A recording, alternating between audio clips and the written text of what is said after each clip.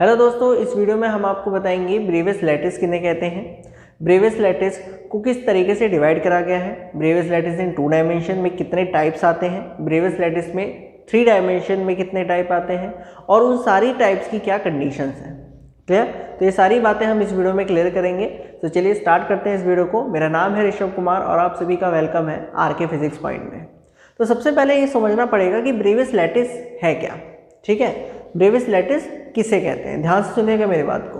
तो यहाँ पर मैंने एक ब्रेवियस लैटिस की डेफिनेशन लिख रखी है और इससे आपको काफ़ी चीज़ समझ में आएगी। ध्यान से सुनना डेफिनेशन क्या है कि there are various ways of positioning points in space such that all points have identical surroundings, these are known as Bravais lattice. बड़ी सिंपल सी डेफिनेशन लिखी है।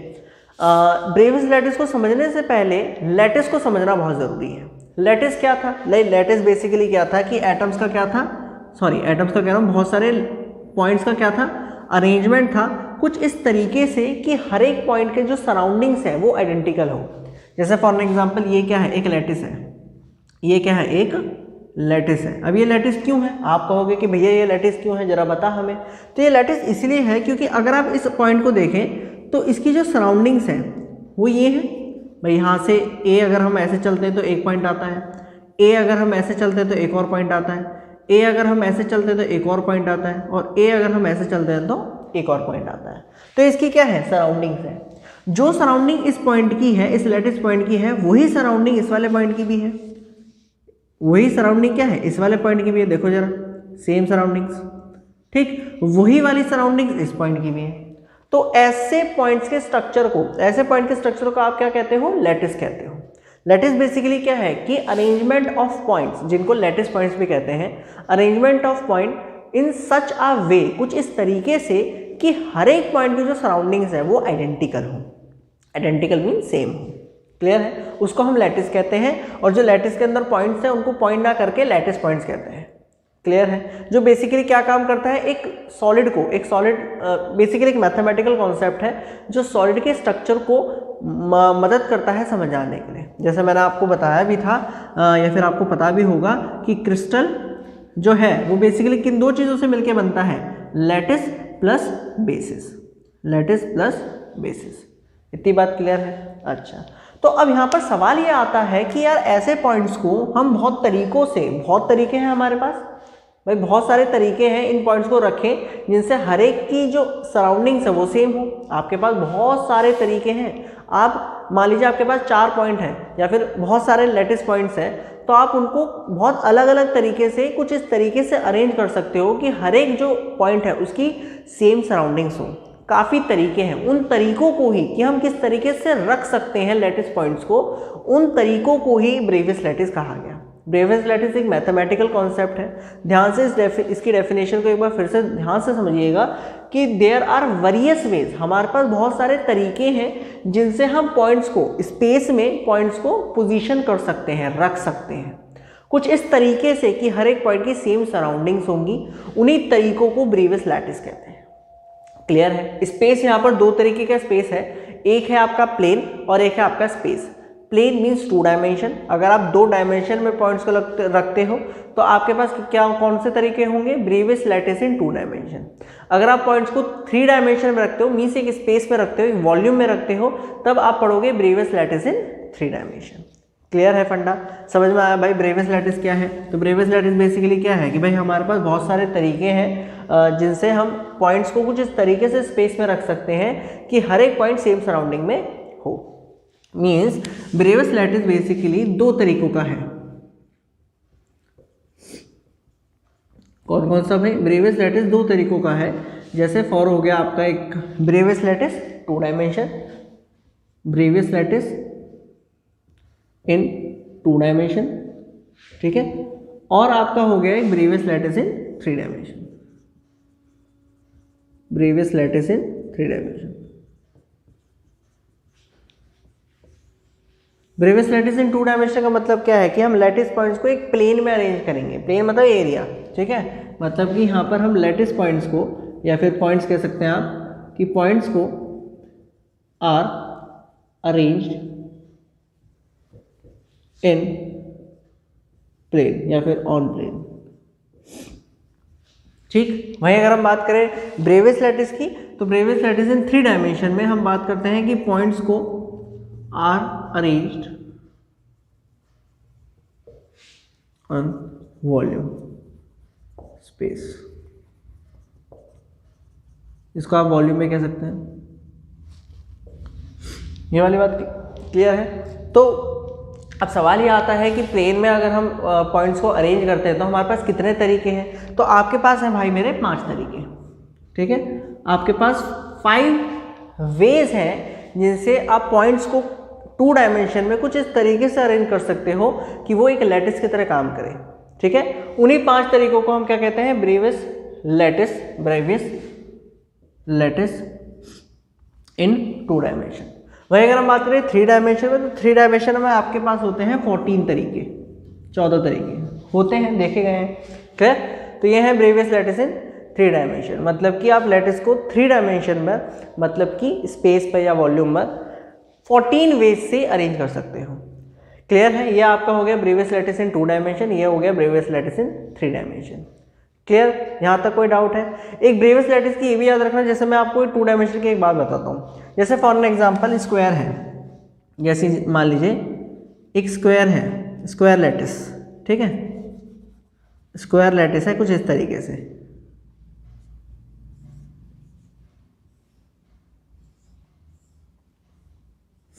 मतलब कि जो लैटिस है जो आपके वो 4 पॉइंट पे ऐसे रखेंगे। अब जो आपका ब्रेवियस लैटिस होता है, ध्यान सुनिएगा मेरी बात को, जो ब्रेवियस लैटिस है वो बेसिकली सिमेट्री ऑपरेशन को दिखाता है। मतलब ये हुआ कि Bravais lattice are invariant under symmetry operations, ठीक है। ये वाली काम की बात है कि ब्रेवियस लैटिस जो है वो बेसिकली क्या होते हैं, इनवेरिएंट होते हैं under symmetry operations. Symmetry operations आपको पता होगा, अगर आपको नहीं पता तो इसके ऊपर मैं ऑलरेडी एक वीडियो बना चुका हूँ, यहाँ पर मैंने सिमेट्री ऑपरेशन का पूरा फील आपको दिया है, उसके कितने टाइप होते हैं हर एक टाइप को समझाया है। उस वीडियो के लिए आप यूट्यूब पे सर्च कर सकते हैं symmetry operations by RK physics point, तो वो आपको वीडियो मिल जाएगी, ठीक है। तो सिमेट्री ऑपरेशन जो ब्रेवियस लैटिस है वो बेसिकली इनवेरिएंट होते हैं, मतलब कि उनमें कोई चेंज नहीं आता जब हम सिमेट्री ऑपरेशन लगाते हैं। सिमेट्री ऑपरेशन मतलब रोटेशन हो गया, रिफ्लेक्शन हो गया, इन्वर्जन हो गया, ट्रांसलेशन हो गया, तो जब आप उन पे लगाते हो तो उसमें कोई भी अंतर नहीं होगा। जैसे फॉर एग्जांपल ये स्क्वायर लैटिस है, ये क्या है, स्क्वायर लैटिस। अब इसके कितने सिमेट्री ऑपरेशन हो सकते हैं, तो पहले अगर मैं बात करूं रोटेशन की मतलब कितने एक्सिस पे मैं जैसे घुमाऊं कि जो आपका लैटिस है वो इनवेरिएंट रहे, तो बहुत सारे एक्सिस हैं। जैसे एक एक्सिस ये हो गई, अगर मैं इसमें ऐसे घुमाता हूँ 180 डिग्री या 360 डिग्री तो कोई चेंज नहीं आता। अगर मैं इसमें इस एक्सिस पे घुमाता हूँ 360 डिग्री तो कोई चेंज नहीं आता। अगर मैं इसमें घुमाता हूँ तो कोई चेंज नहीं आता, इसमें घुमाता हूँ तब भी कोई चेंज नहीं आता। कितनी हो गई, 1 2 3, ये हो गई first, second, third and fourth.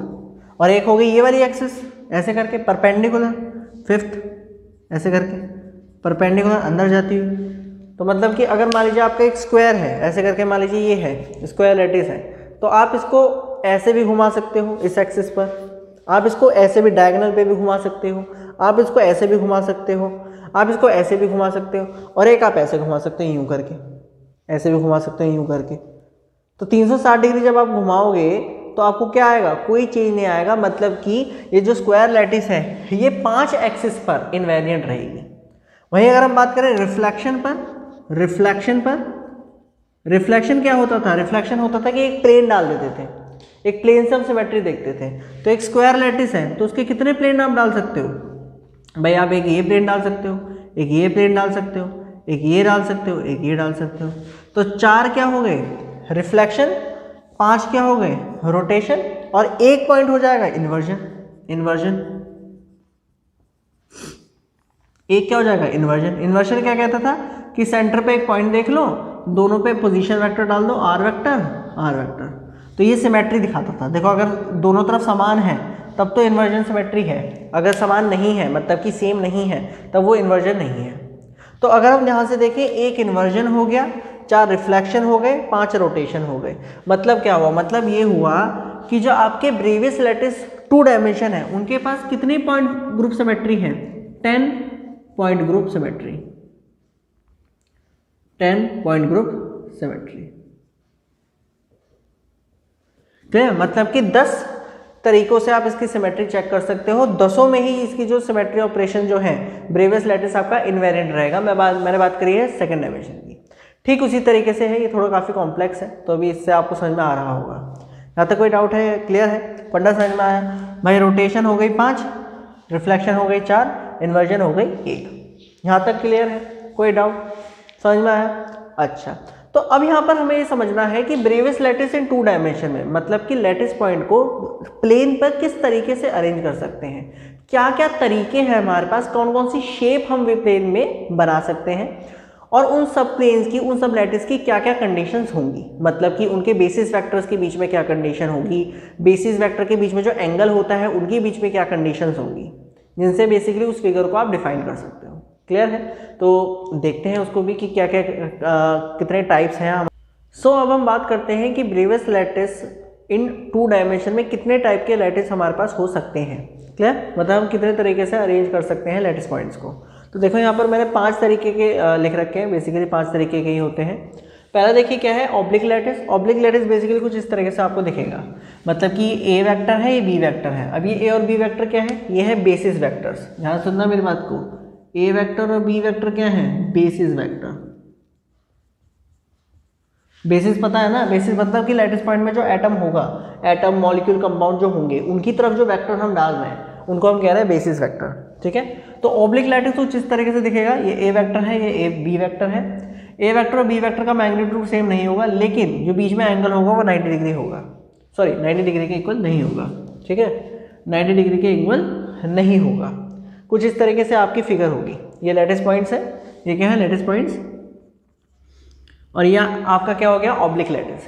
Clear, oblique lattice की एक खासियत और है कि is invariant under rotation of 2 pi passing through any point, lattice point. मतलब कि अगर मान लीजिए कोई भी एक्सिस है, कोई भी एक्सिस ऑफ रोटेशन है, भाई आप रोटेट करते हो तो एक एक्सिस तो होगी, तो आपने मान लीजिए इसे रोटेट करना है और रोटेशन सिमेट्री देखनी है, तो एक एक्सिस आपने क्या काम करा, लैटिस पॉइंट से पास करी और फिर उसको घुमा के देखा। तो जब आप इसे 2 पाई घुमाते हो, मतलब 360 डिग्री घुमाते हो, तो ये क्या रहता है, इनवेरिएंट। इनवेरिएंट मतलब कोई बदलाव नहीं आता, मतलब कि सिमेट्रिक ऑपरेशन शो करता है। क्लियर, कन्वेंशनल यूनिट सेल, मतलब कि एक्चुअल में इसकी यूनिट सेल किस शेप की होगी, पैरेललोग्राम। क्या होगी, पैरेललोग्राम। क्लियर है। सेकंड देखो क्या तरीका हो सकता है, कैसे आप अरेंज कर सकते हो, स्क्वायर लैटिस कर सकते हो। स्क्वायर लैटिस में बेसिकली आप जानते हो भाई, स्क्वायर तो बचपन से पढ़ते आ रहे हो कि एंगल 90 डिग्री होता है, ए और बी का मैग्नीट्यूड सेम होगा, थीटा 90 डिग्री होगा। Invariant under the rotation of 90 degree, मतलब कि हर 90 डिग्री रोटेशन में इसमें कोई चेंज नहीं आने वाला, मतलब कि 5 एक्सिस होंगी, और वो भी कौन सी, 4 फोल्ड सिमेट्री। 4 फोल्ड सिमेट्री की 5 एक्सिस इसके अंदर होंगी। ठीक है, नेक्स्ट हम बात करते हैं हेक्सागोनल लैटिस। अब हेक्सागोनल लैटिस कुछ इस तरीके से होगा, मतलब कि 2 बेसिस वेक्टर के बीच का एंगल 190 होगा, सॉरी 120 होगा, और दोनों का जो मैग्नीट्यूड है वो इक्वल नहीं होगा। इसकी भी खासियत ये है कि invariant under the rotation of π/3, मतलब कि हर 60 डिग्री जब आप इसे घुमाते हो तो इसमें कोई बदलाव नहीं आता। हर 60 डिग्री जब आप इसे घुमाते हो तो आपको इसमें कोई बदलाव नहीं आता। और अगर हम बात करें इसकी convention unit cell 60 degree rhombus है, इसको कहते हैं 60 डिग्री रोम्बस। ठीक, नेक्स्ट बात करते हैं प्रिमिटिव रेक्टेंगुलर लैटिस। अब प्रिमिटिव रेक्टेंगुलर लैटिस क्या है, कुछ इस तरीके से दिखता है, एक रेक्टेंगल जहाँ पर ए और बी इक्वल नहीं होते और थीटा 90 डिग्री के इक्वल होता है। कन्वेंशन यूनिट सेल इसकी एक सिंपली रेक्टेंगल है।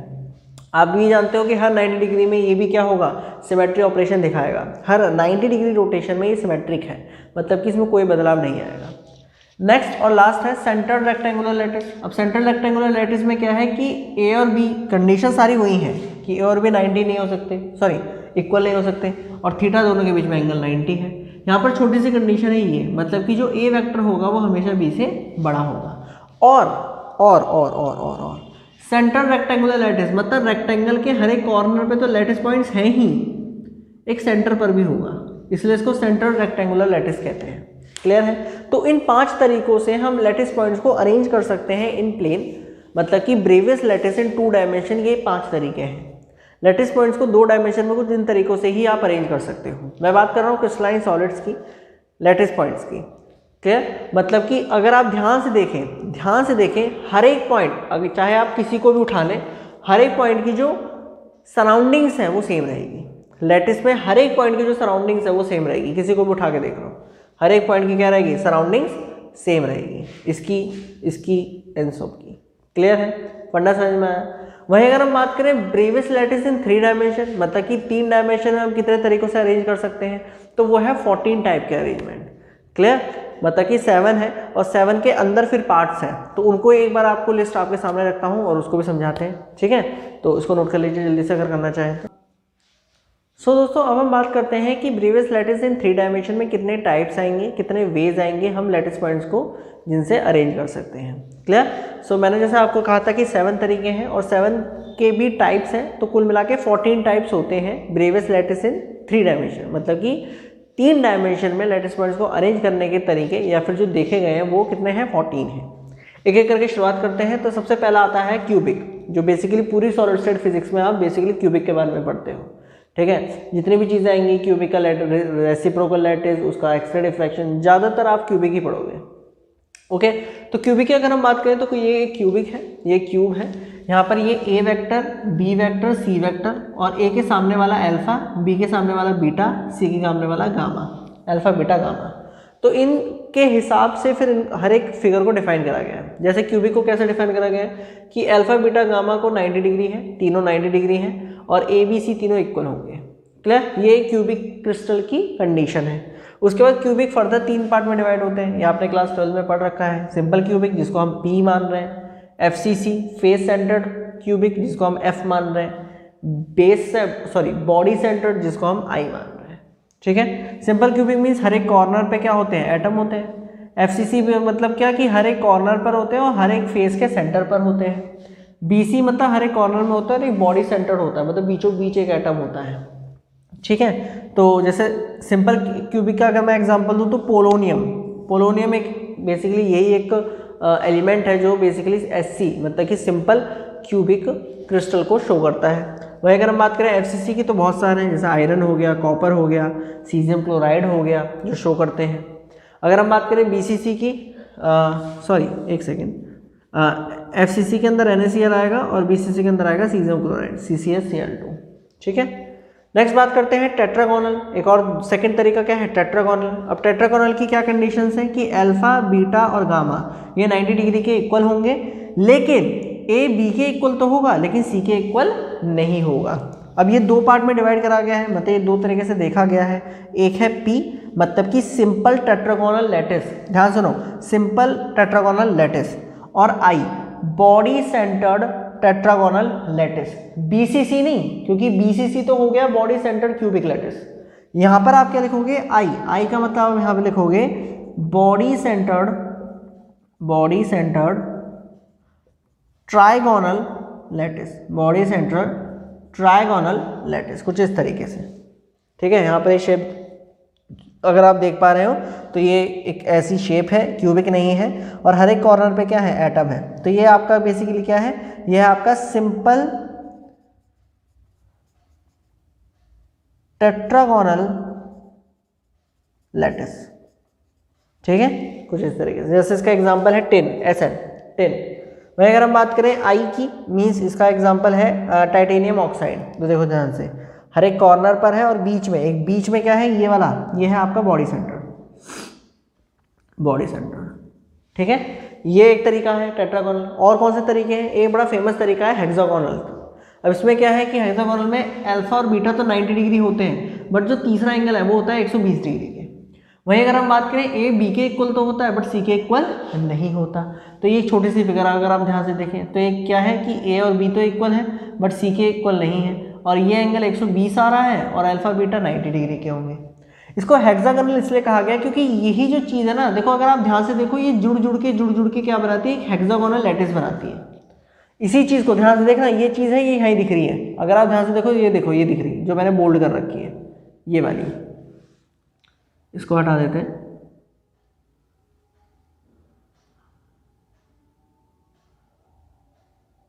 अगर आप ध्यान से देख पा रहे हो, ये रही, ये वाला हिस्सा ये है। और इसके फिर पीछे इधर होगा, इसके पीछे, मतलब 3 ऐसी हेक्सागोनल लैटिस जुड़ के पूरा हेक्सागोनल क्रिस्टल बना रहे होंगे। ध्यान से देखो ना, ये 3 लैटिस है, अब ये 3 जुड़ी होंगी और फिर पूरे 3 या 4 जुड़ी होंगी, फिर आपका क्या बना होगा, एक हेक्सागोनल बना होगा। तो इसलिए इसको हेक्सागोनल कहते हैं, क्योंकि यही लैटिस जुड़ के एक हेक्सागोनल लैटिस बनाती है, जो आप आगे पढ़ोगे, that is HCP, hexagonal cubic lattice. Clear, sorry close lattice. Clear है। नेक्स्ट बात करते हैं रोम्बोहेड्रल, जिसको ट्राइगोनल कहते हैं। इसकी क्या कंडीशन है कि अल्फा बीटा गामा तीनों ही 90 डिग्री के इक्वल नहीं होंगे। दूसरी इसी के अंदर आती है कि 120 से छोटे भी होंगे। ठीक है, वहीं अगर हम बात करें ABC तीनों क्या होंगे, इक्वल होंगे। क्लियर। इसका एग्जाम्पल आप क्या कहोगे, इसका एग्जाम्पल आर्सेनिक हो गया, बिस्मथ हो गया। अच्छा, इसका एग्जाम्पल भी आप देख सकते हैं, मैग्नीशियम, जिंक, कैडमियम। मतलब कि ये जितने भी एलिमेंट्स हैं, इनकी सॉलिड स्टेट ज़्यादातर इस शेप में आपको मिलेगी। ठीक है, मतलब इनके जो लैटिस होते हैं, इनके जो बेसिस होते हैं, वो इसमें अरेंज्ड होंगे। फंडा क्लियर है। नेक्स्ट अगर हम बात करें ऑर्थोरोम्बिक, ऑर्थोरोम्बिक की अगर हम देखें तो इसको कैसे डिफाइन करा गया है कि अल्फा बीटा गामा तीनों 90 डिग्री के इक्वल होंगे, इनको याद रखिएगा, और ABC तीनों अनइक्वल होंगे। ये भी 4 तरीकों का देखा गया है, जैसे P for simple orthorhombic lattice. फिर से सुनो, P for simple orthorhombic lattice. अब ये कैसे दिखता है, देखो ये रहा, ऐसे करके ऐसे है, और हर एक कॉर्नर पे क्या है, लैटिस है, तो सॉरी लैटिस पॉइंट है, हर एक कॉर्नर पर क्या है, lattice point, that is simple orthorhombic lattice. वही अगर हम बात करें F मतलब face centred orthorhombic lattice, face centred orthorhombic lattice. तो ये कुछ इस तरीके से हर एक फेस पर क्या है, आपका लैटिस है। फिर उसी बात करें I की, तो I का क्या हो जाएगा, बॉडी सेंटर्ड ऑर्थोरोम्बिक लैटिस। तो यहाँ पर अगर ध्यान से देखें तो हर एक कॉर्नर पर क्या है, लैटिस पॉइंट है, और बीच में बॉडी का सेंटर है, बॉडी सेंटर पर एक एटम है। ठीक है। उसके बाद यहाँ पर एक नई चीज़ आपको देखने को मिलेगी, दैट इज C मतलब base centred orthorhombic lattice, base centred orthorhombic lattice. अब ये कैसे दिखता है, एक ऑर्थोरोम्बिक बनाया और उसके एक बेस के एक सेंटर पर क्या काम कर दिया, एक एटम रख दिया। तो ऐसे स्ट्रक्चर को आप क्या कहोगे, बेस सेंटर्ड, बेस के सेंटर पर एक एटम ऑर्थोरोम्बिक के लैटिस पर। क्लियर है, फील आया कि नहीं आया। वहीं अगर हम बात करें और कैसे अरेंज कर सकते हैं, तो देखो और तरीके भी हैं, जैसे मोनोक्लिनिक को कैसे डिफाइन करा गया है कि अल्फा और गामा 90 डिग्री के इक्वल होंगे, बट जो बीटा है वो 90 डिग्री के इक्वल नहीं होगा। उसी तरीके से A not equal to B is not equal to C। अब मोनोक्लिनिक को 2 पार्ट में डिवाइड करा गया है, एक है P और एक है C। P मतलब क्या, सिंपल मोनोक्लिनिक लैटिस, और C मतलब बेस सेंटर्ड मोनोक्लिनिक लैटिस। अब P है मतलब ये आपका मोनोक्लिनिक है, हर एक सेंटर पर कॉर्नर पर क्या है, एटम है। इसका एग्जांपल देखिए क्या है, CaSO4 2H2, calcium sulphate dihydrate के जो क्रिस्टल होते हैं वो बेसिकली इस शेप के आपको मिलेंगे, मोनोक्लिनिक। वहीं अगर हम बात करें दूसरा सेंटर की, तो ये कुछ इस तरीके से मोनोक्लिनिक बनाया, हर एक कॉर्नर पर आपका लैटिस पॉइंट है, और यहाँ पर बीच में बेस के दोनों ऊपर और नीचे क्या है, उनके सेंटर पे 2 एटम और है, एक ऊपर एटम है, एक नीचे एटम है। ठीक है, तो ये क्या है आपका monoclinic base centred monoclinic lattice. इसका एग्जांपल क्या है, इसका एग्जांपल है Li2SO4H2, lithium sulphate hydrate. Clear है, कोई डाउट। नेक्स्ट आता है ट्राइक्लिनिक। अब ट्राइक्लिनिक की क्या कंडीशन है, अल्फा बीटा गामा तीनों ही अनइक्वल होंगे, ABC तीनों ही अनइक्वल होंगे। ये इसकी शेप हो गई, और ये एक ही फॉर्म में मिलता है, और इसका एग्जांपल मैंने लिखा है यहाँ पर K2Cr2O7 और CuSO4 5H2, potassium dichromate oxide, और ये हो गया कॉपर सल्फेट पेंटाहाइड्रेट, वो हो गया पोटेशियम डाइक्रोमेट। क्लियर है, समझ में आया। तो ये क्या है, ये है ब्रेवियस लैटिस इन 3 डायमेंशन, मतलब लैटिस पॉइंट को 3 डायमेंशन में या फिर कुछ इस तरीके से देखे गए हैं, कुछ इस तरीके से अरेंज करे गए हैं। क्लियर हुआ, समझ में आया। आपको ये याद रखनी है, ये कंडीशंस, इसकी कंडीशन ये है, इसकी कंडीशन ये है, इसकी कंडीशन ये है, इस वाले की कंडीशन ये है, इसकी कंडीशन ये है, इसकी कंडीशन ये, और फिर इसकी कंडीशन ये। क्लियर है, क्लियर हुआ? सो आई होप आपको ये वीडियो समझ में आई हो। इस वीडियो में हमने क्लियर करा ब्रीवियस लैटिस क्या है, उसका फील हमने समझा, फिर 2 डायमेंशन में कितने टाइप्स हैं, 3 डायमेंशन में कितने टाइप हैं, क्लियर है? सो इस वीडियो के लिए इतना ही। Thank you so much.